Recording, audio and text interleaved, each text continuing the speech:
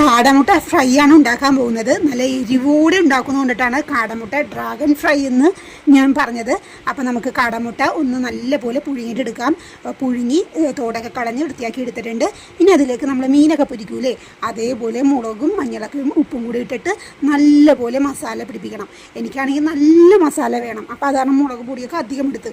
അപ്പോൾ ഇതിൽ നല്ല എരിവുള്ള മുളകും പിരിയൻ മുളകും കൂടെ മിക്സ് ചെയ്തിട്ടാണ് എടുത്തിരിക്കുന്നത്. എണ്ണ ചൂടായിട്ടുണ്ട്. നമ്മൾ വേപ്പില താളിച്ച് വേപ്പില ഇട്ട് കഴിഞ്ഞിട്ട് ഈ മുട്ടയും കൂടി ഇട്ട് ലോ ഫ്ലെയിമല്ല മീഡിയം ഫ്ലെയിമിലിട്ട് നല്ലപോലെ ഒന്ന് മിക്സ് ചെയ്യണം.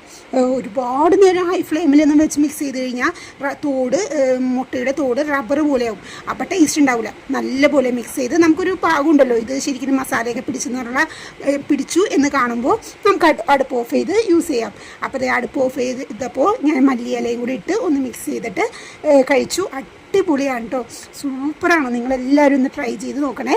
നല്ല എരിവുണ്ട് കേട്ടോ. എരിവ് ഇഷ്ടപ്പെടുന്നവർക്ക് ഇഷ്ടമാവും.